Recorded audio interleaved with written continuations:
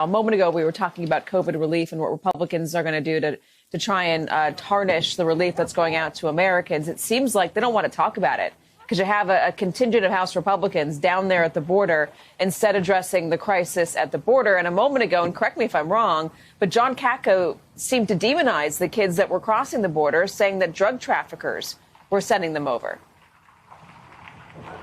I don't know that that's speaks to demonizing the kids, but that is part of the concern that a lot of these Republicans have, is that these kids are being victimized by drug traffickers, by the cartels, and by others who are trying to exploit what they see as an opportunity to get people into the United States under policies that might be more friendly to migrants. Now, the Republicans who are down here, I think, are describing the very same problem that Democrats see, but the solutions are entirely different. Kevin McCarthy just wrapped up a press conference, and I think you'll hear half of what he says Democrats and the Biden administration would probably agree with.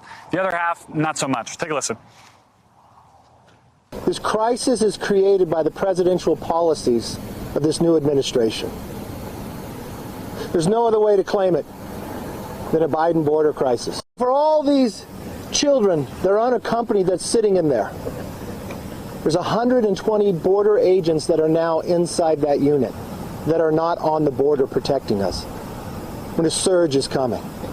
And Katie, it's that second half that I think the administration would agree with. This is the problem. You do not want Border Patrol agents having to be the ones to deal with these kids, having to keep them in Border Patrol facilities for longer than necessary. The Border Patrol needs to be out doing the rest of their work. But it's the first part of this, the idea that this was somehow a wholly created problem by the Biden administration, that they certainly dispute. There's a lot of reporting, there's a lot of evidence to suggest that by ending some of these programs, you essentially made a humanitarian decision to unplug the stopper that had backed up so many people in the Remain in Mexico program, so many people who might have already been on their way because the conditions were so bad in their home countries. This speaks to the difficulty that Congress has had for, frankly, decades in coming up with a solution to this problem. Republicans are primarily focused on border security. Democrats would like a more holistic approach to this, and that's why we're not seeing the significant legislation necessary move to fix these problems.